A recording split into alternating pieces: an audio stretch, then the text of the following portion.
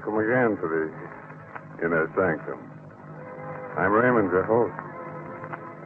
Come in, won't you, and sit down? Well, very nice to see so many of you here. People who believe in black magic, haunting, and ghosts. Huh? Oh, you don't believe in them? Well, our story tonight is about some sailors who didn't believe in them either. But it didn't take them very long to find out that such things did exist, that they were wrong, dead wrong. Inner Sanctum Mysteries brings you one of Broadway's and radio's best-known stars, Arthur Vinton. Tonight, Mr. Vinton appears as Captain Bates in Dead Reckoning, an original radio drama by Robert Newman. When you have that all-in, down-and-out feeling, you may be a victim of irregularity. Then you can help restore your usual pep and vigor by taking one or two Carter's Little Liver Pills with a glass of water when you go to bed tonight. Carter's Little Liver Pills help you feel better by providing remarkable two-way relief. Relief you cannot expect from a simple laxative alone. Here's what happens. First, Carter's Little Liver Pills wake up the flow of a vital digestive juice, and they do this usually within 30 minutes after taking. Second, they help restore regularity. It's this two-way relief that works so fast and so differently to help you feel up on your toes again. So don't go on feeling way below par when you can get this kind of relief with Carter's Little Liver Pills. Get a box from your druggist now, only 25 cents.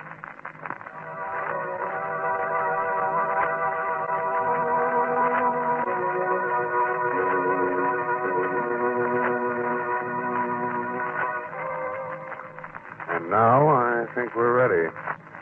Ready to begin as weird and eerie a tale as ever made a sailor wish he'd never seen salt water. A story of something that came out of the fog to drag men to death in watery graves. So, if your nerves are good and you're not afraid of nightmares, then turn down the lights and listen to Dead Reckoning. The great banks which lie off our eastern seaboard are perilous waters, shrouded throughout most of the year by heavy fog. Slipping through the thick gray pall, its foghorn wailing like a lost soul, is a small tramp steamer. It is late afternoon. There are two men on the bridge. Suddenly, the door of the wheelhouse opens. Afternoon, Mr. Ross. Good afternoon, Captain. Weather still is pretty dirty, eh? That's thicker than ever. You got lookouts posted? Just one man on the bow and one aloft. Good. I've been sailing these waters for 20 years, and I'm never really happy till I'm off the bank. I know, sir. Guess it's the fog. Never knowing what's ahead of you. What's likely to come out of it. Something's ahead, sir. Just off the port bow. What? Where? There it is, a schooner. It's almost dead ahead. Put your helm over hard. Hard over it, he's still coming with... There, we'll just clear astern. Another half minute, we'd have cut her in two. Ahoy, you lubbers! What in thunder's the matter with you? Why aren't you sounding your foghorn? Something does seem to be the matter, sir. There's no one at the wheel. Yes, you're right. No one at the wheel, no one on deck, and... Look there. A distress signal. We'd better look into this. Half speed astern. Half speed astern, sir. Half speed astern. What do you think it is? I don't know. But she looks to me as if she's been abandoned. Maybe you'd better lower a boat, Mr. Ross. There is someone aboard it, sir. Look, just coming up from below. Great Scott, he's dived overboard. He's swimming this way. Up forward, Mr. Ross, and heat my line. And when you get him on board, bring him up here. Aye, aye.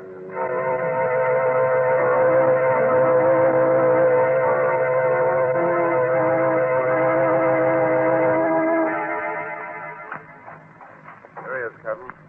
Kind of rocky. Got banged up a bit before we can haul him on board. Take it easy there. I'm all right. Listen, Captain. Get away from here fast. Get away? What about the schooner you jumped off? The rest of the crew? Dead. Every last man. Dead? I'm the only one left alive. Dead of what? That thing got them. One after another. That gray thing from the sea. If I hadn't locked myself in the galley, it would have... What are you talking about? Oh, I'm sure you'd better lower a boat. Take a look, see, Mr. Ross. Aye, aye, sir. No. No, you fools. Don't you realize that it's still there on the schooner? He wanted to follow you back here, kill you off one by one, too. Don't you realize? Oh, here, catch him off. All right. I've got it. Good. All right, inside here to my cabin. All right. Put him in on my bunk here. Yes, sir. There we are. Poor devil. We were shot. Think he's out of his head, sir? I don't know. It might be all imagination. On the other hand, We should investigate. I'll take a boat over and see what I can see.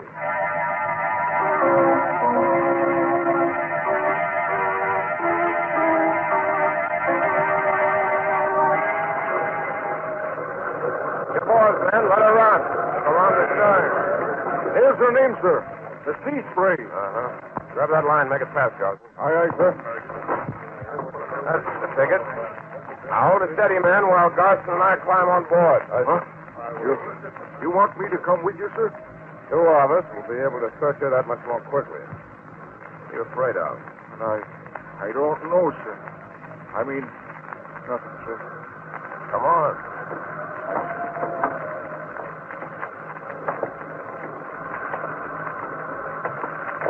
She still got all her sails set, sir. And everything battened down, just as if there was nothing wrong.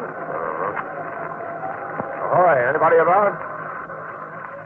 Ahoy! Well, let's go below. But what's the need of that, sir? If there was anybody down there, wouldn't they answer? Suppose they're sick. Suppose it's the plague or something. Well, okay, sir.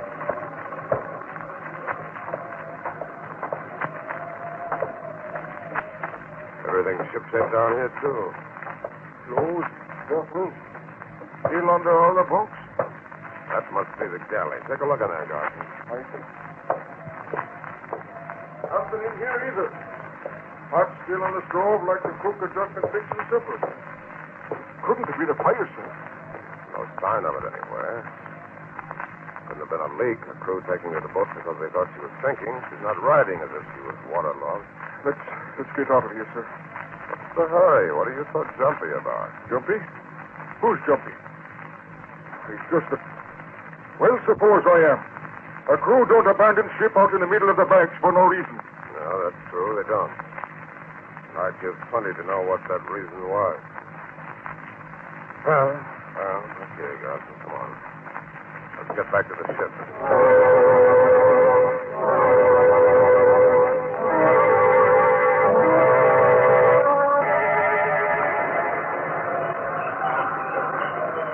Make sure the boat's in place and everything's stowed properly before we get on the way, man. Aye, sir, we will. Oh, there you are, Mr. Ross. Well, what'd you find out? Nothing, sir. Nothing? Well, what do you mean? Just that, sir. We didn't find out a blessed thing. We looked her over from stem to stern. Everything was shipshape. There didn't seem to be a single reason why they should have abandoned her. But there wasn't a soul on board. Strange. Mighty strange. Well, let's go inside and see if our friends come through yet. Yes, sir. He's trying to sit up. Oh, here, now let me help you. Yeah. Are you sure you're all right now? Yes, sir. Sorry I keeled over that way. I guess I was in worse shape than I thought I was. I'm sorry I spoke to you like that. Oh, now, forget it. What's your name? Banning, sir. Joe Banning. Banning, eh? Excuse me, sir, but are we underway now? Yes, just got started. Why? Well, it's the schooner we're away from. Then we're away from that cursed ship. The happier I'll be. If you hadn't come along when you did, we'd have to spend one more night on board that ship. Easy, Banning, easy. There's nothing to worry about now. The war began 2 nights ago. We've been out on the bank. We're fishing for about 3 weeks by then. We were just starting back to port when the water went funny. Funny? How? Turned salty and red. Red as blood. Rust. Corrosion in your tank. That's what we thought at the time. But that night, men started disappearing. Disappearing? Captain Bassett himself was the first. I left him at the wheel. I went below to get some grub. When I came back on deck, he was gone. Gone? Gone where? We didn't know. We We put about, went back looking for him. We never found him. Stevens, the mate, took over, took the next trick at the wheel. When it was time to change watches, we found that he was gone, too. What are you getting at? The truth. Well, we figured we could still make port even though we were short-handed. Anyway, we were pretty sure we'd be off the banks, out of the fog belt by morning, so that if we blew a distress signal, it would be seen. But in the morning, there was still fog all around us. It was like we couldn't get away from it. And another man was gone. Now, look here, Benny. Just a second, Mr. Ross. Let him finish. And that's the way it went? One man after another disappearing with no way of telling where they'd gone or what had happened to them? Not exactly, sir. 2 more men went that day. Another that night. That left only 2 of us, Ross and myself. We were near crazy by that time. Trying to stick together. But we had to have someone at the wheel, and we had to weed. I went down to the galley to get some hardtack. While I was down there, I heard Larson scream. I went back to the bridge. There he was fighting with it. What? That's just it. I couldn't really see it. Larson let out that one yell. Then went backward over the rail. I stood there staring. And all of a sudden I felt something. Something soft and slimy trying to take hold of me. I dived back down into the galley. Slammed the door. Wait a minute. You mean... Something had come out of the fog and boarded the schooner. Something you couldn't see. It got all the rest of the crew, and if you hadn't come along when you did, it would have gotten me, too. Let's see. How long has it been since you had anything to eat, Fanning? Since you had any real rest? About 3 days. Well, now, suppose you see the cook, have him give you something hot, and then go forward and get some sleep, eh? We'll talk about this again in the morning. You don't believe me, sir, do you? You think I'm out of my head? Oh, now, Fanning. You run along, and like I said, we'll talk about this some more tomorrow, eh? Yes, sir.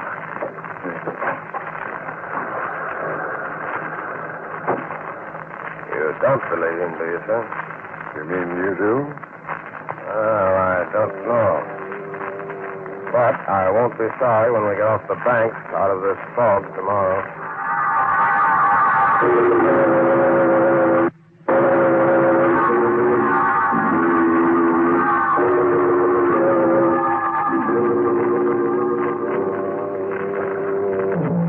Good morning, Captain. Morning, Mr. Ross.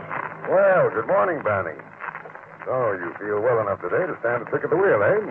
Yes, sir. I'm no deadhead. I don't mind working my passage. Good. Fine. Had breakfast yet, Mr. Ross? No, sir. The fog's still so thick, I thought I'd better stay on the bridge till you came topside. Funny thing, I thought we'd be clear of the banks by now. Me too. Well, I asked the cook to bring some coffee up here to us. And later on, if the weather starts clearing... Oh, set it down here, cook. Aye, aye, sir. Anything the matter? What are you waiting for? Just for you to try the coffee, sir. Try it? What's wrong with it? What is wrong with it? It tastes terrible. What did you put in it? I didn't put anything in it, sir. It's the water. It's gone funny. Funny? Turned kind of red and queer looking. Captain, that's what happened on the sea spray just Now, before... quiet, Banning. It's probably just rust, cook. Is it, sir? Does rust taste salty? I say it's rust. And I don't want you to mention this to the crew. Very well, sir. So how are you going to keep him from finding it out for himself, sir? Oh, I almost forgot, sir. Sparks asked me to give you this. Oh, yes, the radio check on our position. Check it with the chart, will you, Mr. Ross? Yes, sir. Just finished taking the log reading and working it out, and that's... Great God. This doesn't make sense. What doesn't? Look here. Here's where I figured we should be, clear of the bank. Well? And here's our radio position, still in the middle of the bank. Right where we were yesterday. What? But that's impossible. We've done a good 200 miles since yesterday. Of course, that's just by dead reckoning. Dead reckoning. That's just what it is. Banning. You fools, I warned you, but you didn't believe me. The water turning to blood, the ship sailing around and round in the fog, unable to get away. That's what happened on the sea spray. That's what's happening to us. Don't you realize what that means? That thing from the sea. It's here on board this ship.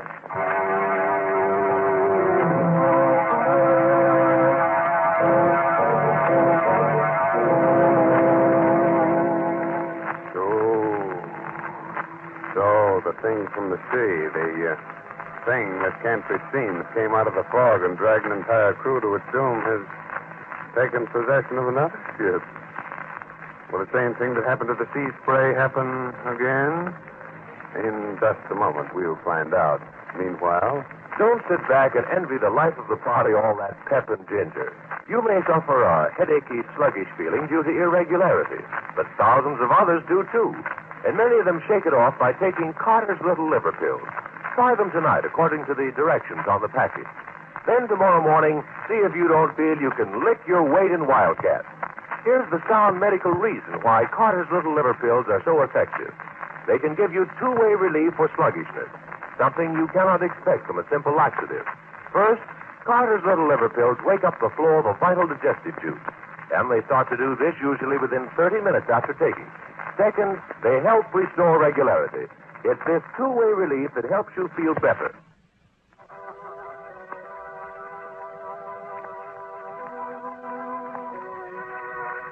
Well, how are you feeling now?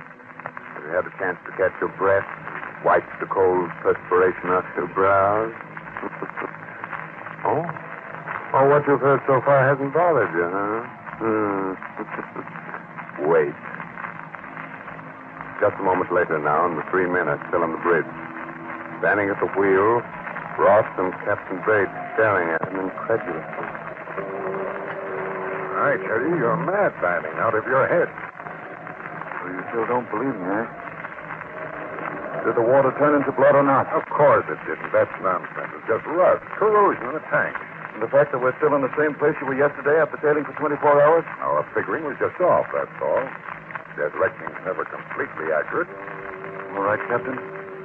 That's the way you want it, fine. But I wonder what you're going to say when the men start disappearing. Enough, Banning. Who else is on watch, Mr. Ross? Who's the lookout? Ready, sir. I'll go get him. Tell him to come up here and take Banning's place at the wheel. Aye, sir. Ready, ahoy there. Hey. Now, as for you, Banning, you'd better get back to your bunk and lie down. Yes, you're sick. Mr. Ross should never let you stand a watch. Oh, I'm sick, am I? It's all my imagination. Okay, Captain. Let's say you're right about the water. Our position. What about the sea spray? What happened to my shipmates, the rest of the crew? I don't know, and I can't worry about that right now. That's something for the Coast Guard to look into. But I'm not going to have you scaring the wits out of my crew. So if you say one more word about this to anyone... All right, Captain. I won't. I've got a hunch I won't have to. What do you mean? Nothing except that... Captain Smitty's not there. He's gone. Gone? Gone where? I don't know. He reported here at 8 bells, went up to the bow to relieve Blake. That's the last anyone saw of him. You don't think Ellie, the forecastle? No, sir. He must have dropped off to sleep or something. Fallen overboard. Fallen overboard. That's what we thought on the sea spray when Captain Bassett disappeared. But he didn't fall. He was dragged overboard by that thing. Will you shut up, Banning? I won't shut up. What can I say to make you believe me? I said it was here on board this ship, and it's going to get the rest of us one by one unless... There's only one thing to do. Take to the boat. Set fire to the ship and abandon it. What? No, I know you're mad. Get up forward and stay there. All right, Captain. I'll go.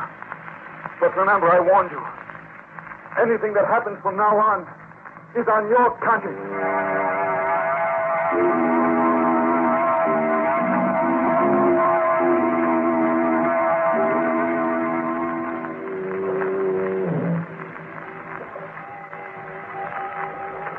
Six bells and all's well. Keep where she goes, Garson. South-southwest. Aye, sir. South-southwest. Blasted fog. So thick as ever. Can't see a ship's length ahead. No, sir. Begging your pardon, sir. Yes? Shouldn't we be off the banks out of the fog by now? I know, Garson. We evidently made a mistake in our reckoning. According to the radio compass bearing we got this morning, we're still around the middle of the banks. Won't be clear until tomorrow.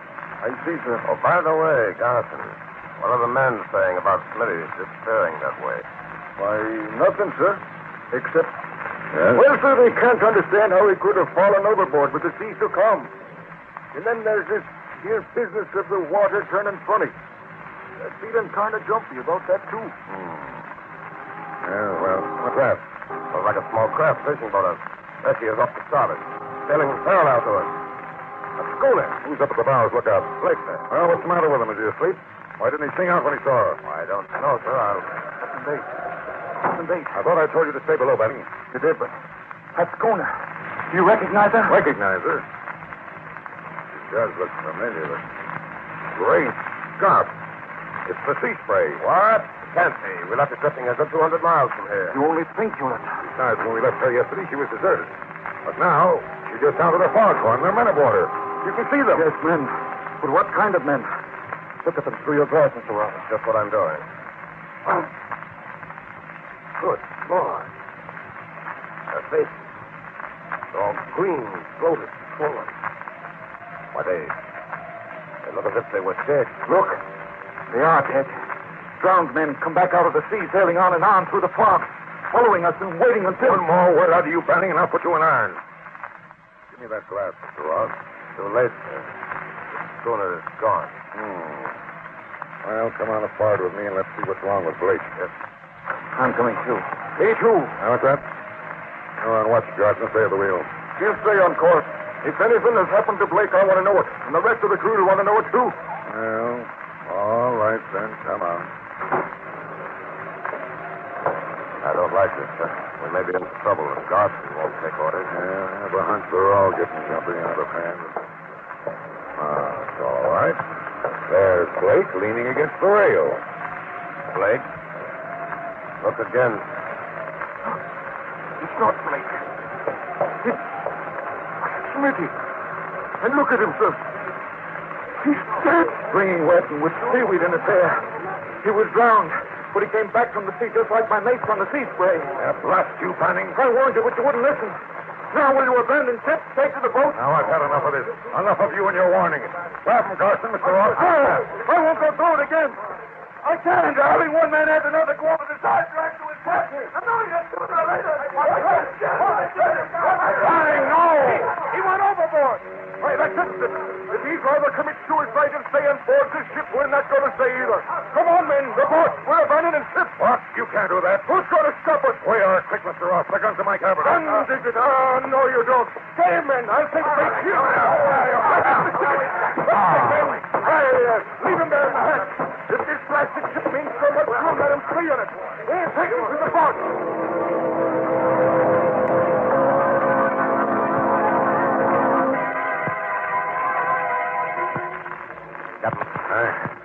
Captain Bates. Oh, yeah. Why, what happened? Don't you remember? The men, after Fanning jumped overboard, they went crazy. Yes. They swarmed all over us. Did they really go? Abandon ship? Every last man. We're all alone, just the two of us. Now, help me up, will you, Mr. Ross? I'm still a little shaky. Of course. There you are. They didn't take the life raft, sir. We could probably get one of them over the side and... You mean you want to abandon ship, too? Well, not exactly, but after all, the two of us couldn't get her into port. Is that the reason, or is it because you're afraid? Because you're starting to believe in that thing from the sea also? It's about half and half. I mean, well, after all, everything that's happened so far, finding the sea spray deserted, Smitty and Blake disappearing, then Smitty coming back, drowned. Very well, Mr. Ross. I'll help you launch a life raft, and if you like, you can go. But I'm staying with my ship. Well, in that case, I'll stay with you, sir. Good man. I kind of thought you would. What's our first move? Up to the radio room. We'll send out an SOS. Ask for help. Right, sir. Even if you do think there's some explanation for everything that's happened, the ship is kind of spooky now, isn't it? Fog. Everything's so quiet, dead, like... What's that? Engine room telegraph. Someone rang for half speed ahead. Why, we're moving, getting underway. What fool? There's no one on board but the two of us. Maybe one of the engineers didn't go. Stayed below. No one stayed, I tell you. No one. There's just the two of us on board and... Foghorn. Mr. Ross, I don't like this. You don't like it, Someone's coming. They're heading to the bridge. Can you see who or what? Yes. Fanning. It can't be. He jumped overboard. He's dead. It's said he was dead, too, but he came back. And... Where are you going? I'm going to get to the bottom of this. I'm going to see if a corpse can fight back. Captain, wait, I... Look out, Captain, he's got a gun. I got it. Well, oh, you're not dead, Banning. And it was you that was behind all this. I don't know what you mean. Now, you listen to me, Banning. 2 of my men have been killed. The rest of them are out there in that fog place. Either you talk, tell me what you were up to, how you did it, or I'll let you have it right between the eyes. You wouldn't dare. Oh, I wouldn't, eh? Give me that gun, Ross. No, don't. All right, I'll tell you. It wasn't me that was behind it. It was Abnadine. Abnadine? Yes. He thought up this idea. Scaring a crew into abandoning ship, then picking it up and claiming salvage. Salvage? Oh, of course. Why didn't I think of that? But how did it work? There wasn't anybody on the sea spray when I boarded her. Of course not. As soon as we spotted you, Dean and the rest of the crew got into the dory, pulled away into the fog until after you searched the schooner. Meanwhile, I had 2 jobs to do. I from the binnacle to throw your compass off so you'd sail in a circle. And drop a chemical into the water tanks that would turn the water red. And what about Smitty and Blake? I killed him. I dropped Smitty's body over the side with a rope tied to it so I could haul it up again. Hit Blake and chain lock. Are you cold-blooded murdering? Fog on it. It sounds It's like... the sea spray. They're cruising around waiting for me to pick them up. And there they are. Dead ahead. So we'll have to... Hurry, we're heading straight for them. If we don't gear up, we'll hit them.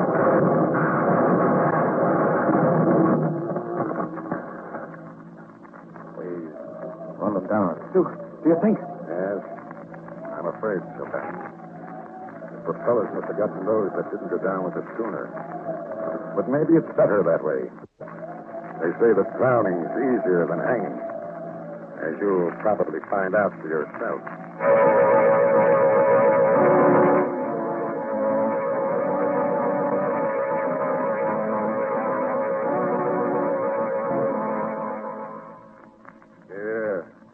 What's that? You knew there was no such thing all the time? Of course you did. But just the same, if I were you, I wouldn't try to stand up just yet. With your knees knocking together like that, you might find it a bit difficult, huh? But I do hope you enjoyed tonight's story. That you'll be with us again next week at this same time.